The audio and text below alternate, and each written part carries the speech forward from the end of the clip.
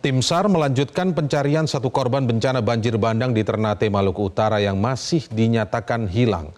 Untuk informasi selengkapnya kita bergabung bersama jurnalis Metro TV Bernardine Mario dari Ternate, Maluku. Bernardine, bagaimana proses pencarian hingga sore ini?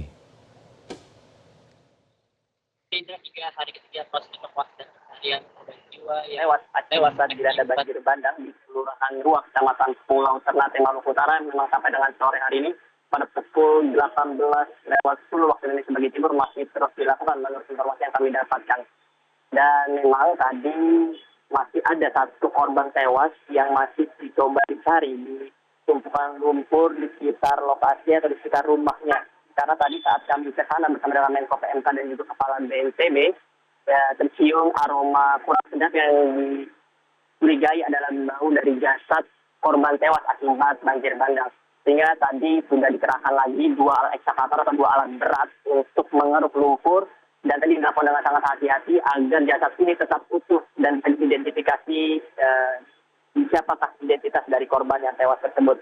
Dan tadi pada pukul 16.30 waktu Indonesia Barat, tadi kami, rekan-rekan media dan juga warga sipil memang diminta untuk agak sedikit menjauh dari tempat pencarian jasad tersebut, karena memang di Kelurahan Ruak di daerah atas ini sudah mulai gerimis, sehingga petugas gabungan dari TNI Polri, Basarnas, dan juga BPBD serta BNPB meminta agar kami menjauhi lokasi tersebut sampai dengan kondisi yang memungkinkan. Karena memang tadi menurut informasi yang kami dapatkan, tim ekspedisi yang menyusuri aliran Sungai Mati menuju ke arah Gunung Gamalama ini masih menemukan adanya dua embun atau dua tumpukan bekas letusan vulkanik Gunung Gamalama, sehingga apabila gerimis bahkan nanti hujan yang meningkat ke intensitas yang lebih tinggi, dikhawatirkan tumpukan material vulkanik ini dapat turun dan bisa menimbulkan banjir bandang.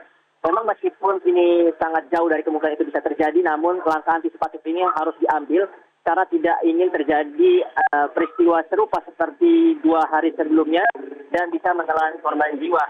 Sehingga tadi kami pun turun kembali ke kantor wali kota, di mana kantor wali kota saat ini telah ditetapkan sebagai posko utama dari banjir bandang Kelurahan Ruak dan sebagai pusat tempat penyimpanan logistik untuk nanti bisa disalurkan ke tempat-tempat posko pengungsian yang sudah ada di sekitar lokasi terdampak.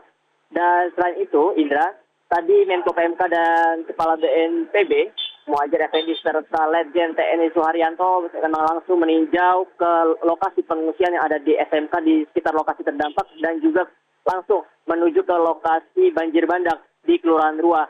Di situ tadi menurut informasi dan juga keterangan yang diberikan oleh Kepala BNPB maupun Menko PMK, jalur yang ditempati oleh warga yang terdampak ini merupakan jalur Sungai Mati yang sudah tidak dialiri air, sehingga memang sewaktu-waktu bisa saja aliran dari material vulkanik bekas letusan Gunung Gamalama ini bisa saja turun apabila hujan terjadi dalam beberapa waktu. Memang tidak dapat turun dalam hujan semalam saja, namun eskalasinya apabila hujan terus-menerus, bekas letusan Gunung Gamalama ini lama-lama bisa turun dan sampai akhirnya bisa terjadi seperti yang terjadi di Kelurahan Ruak beberapa waktu lalu. Untuk di Kelurahan Ruak sendiri sebetulnya ini sudah kejadian kedua.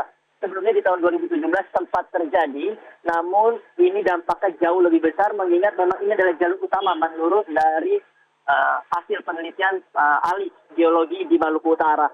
Sehingga memang masyarakat tadi diminta untuk segera melakukan relokasi, nanti akan dibantu langsung oleh pemerintah pusat dan juga pemerintah daerah untuk mendapatkan tempat yang lebih layak dan lebih aman, sehingga mereka dapat hidup lebih nyaman dan tanpa ada kekhawatiran atau ketakutan adanya banjir bandang serupa di tahun-tahun yang akan datang. Indra. Ya, baik Bernardine, kita sama-sama tahu tadi dan sedikit sudah Anda paparkan ya terkait apa hasil dari kunjungan Menko PMK dan juga Kepala BNPB. Tapi langkah selanjutnya ke depan apa setelah kedua pejabat ini datang ke lokasi bencana, dan bagaimana apakah mereka juga meninjau soal lokasi pengungsian? Apakah dinilai pengungsian itu sudah cukup layak memenuhi kebutuhan dasar paling tidak kepada para korban banjir bandang itu? Ya, dari kunjungan Menko PMK Muhadjir Effendi dan juga Kepala BNPB Letjen TNI Suharyanto, tadi ada dua solusi yang bersifat jangka pendek dan jangka panjang. Untuk jangka pendeknya sendiri, ini Kepala BNPB meminta agar asupan nutrisi atau makanan bagi para pengungsi ini dicukupi.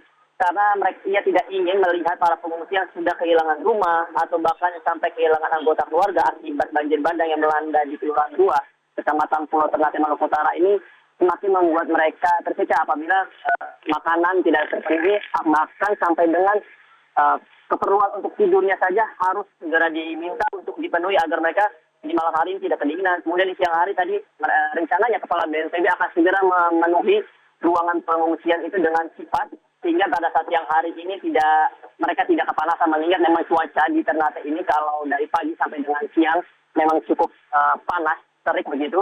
Dan di malam hari ini cuacanya cukup dingin. Mengingat tadi juga di sore hari ini sudah mulai gerimis sehingga memang tadi diminta untuk matras tempat mereka tidur, ada selimut juga untuk segera diminta untuk dipenuhi untuk keperluan para pengungsi. Selain jangka pendeknya adalah memenuhi segala kebutuhan logistik untuk kehidupan mereka sehari-hari, tadi juga untuk jangka pendeknya ini pihak dari BNPB nanti akan berkoordinasi dengan Menko PMK dan pemerintah pusat terkait untuk memberikan bantuan bagi mereka yang akan memilih untuk tinggal sementara di rumah keluarganya.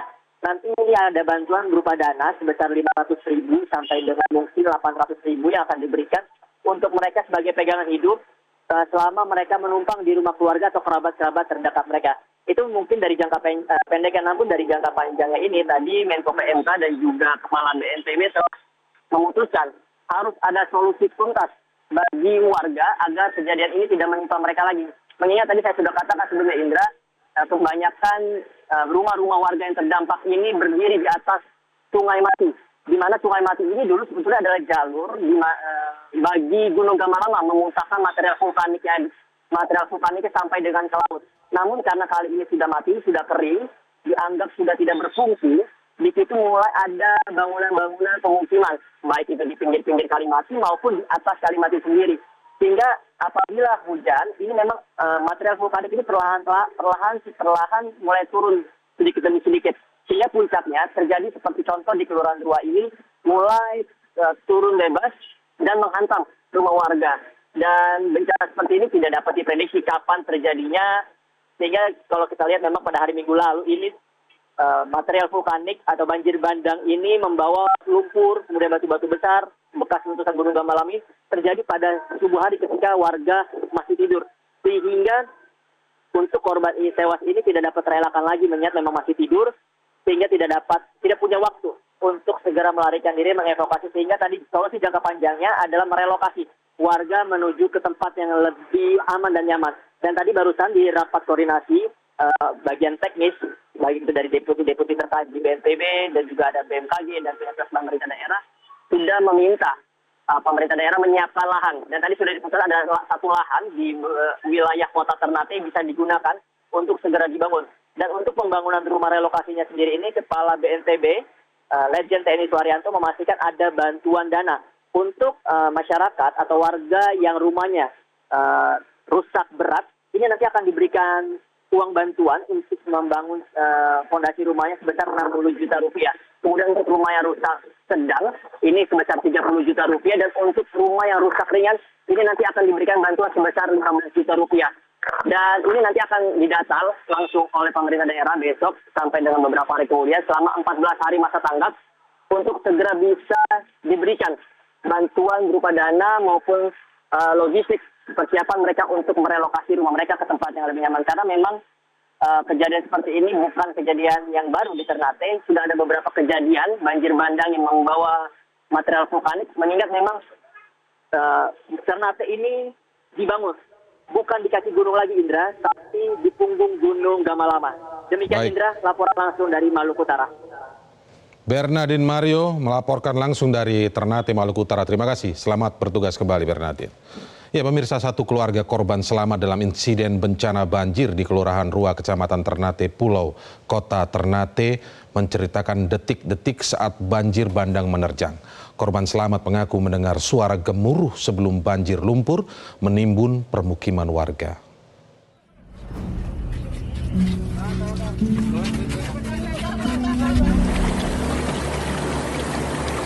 Rizwan Nasir, 42 tahun, bersama istri dan 4 orang anaknya menjadi korban bencana banjir yang menerjang kawasan permukiman warga di Kelurahan Rua, Kota Ternate, Maluku Utara. Rumah mereka diterjang lumpur pada Minggu dini hari, pukul 4 waktu Indonesia Timur. Beruntung, Nasir berhasil menyelamatkan 4 anaknya dan istrinya keluar dari rumah mereka yang saat itu telah tergenang banjir serta lumpur. Nasir menceritakan saat itu ia mendengar suara gemuruh 20 detik sebelum lumpur menerjang rumah mereka. Ia kemudian bergegas membangunkan anak dan istrinya yang sedang tertidur pulas. Ia dan sang istri kemudian menggendong keempat anaknya yang saat itu berada di tengah-tengah genangan lumpur. Beruntung, ada warga lainnya yang turut membantu Nasir dalam mengevakuasi keluarganya melalui pagar sekolah dasar tepat samping rumah mereka. Jam 3:30 itu kami satu keluarga di saat itu dalam keadaan tidur dan tiba-tiba mendengar gemuruh suara banjir itu. Kami keluar bersama dengan keluarga, anak sama istri, itu sudah mendapat lumpur yang sangat besar di dalam rumah itu, lumpur yang masuk dalam rumah, dan kami keluar dari lewat pintu depan, lalu kami keluar ke arah sisi kiri, sisi kanan pagar rumah, langsung naik ke pagar SD itu Pak, pagar SD, dan dibantu diselamatkan dari keluarga tetangga itu untuk mengambil evakuasi anak sama istri untuk dari keluar Pak. Berapa orang Pak keluarganya? Untuk kami satu keluarga dalam rumah itu ada 6 orang Pak. Tetangga saya di depan itu kami di dalam rumah itu di saat kejadian itu kami cuma dengar suara ada teriak panggil suruh keluar. Cuma di saat itu mereka lihat dalam kondisi rumah saya itu tidak ada tanda-tanda untuk bangun itu. Nanti di saat kami bangun, tiba-tiba lihat cahaya senter dari rumah, baru mereka teriak suruh cepat keluar karena banjir sangat tambah besar ini, cepat keluar. Dan itu kami keluar, baru kami diselamatkan oleh mereka. Saat ini Nasir dan keluarganya menempati pos pengungsian di SMK Pelayaran Kota Ternate bersama warga yang terdampak banjir lainnya. Mereka saat ini menunggu bantuan pemerintah untuk memperbaiki rumah mereka yang telah ambruk akibat tertimbun lumpur. Dari Ternate, Maluku Utara, Sahril Helmi, Metro TV. Jelajahi cara baru mendapatkan informasi. Download Metro TV Extend sekarang.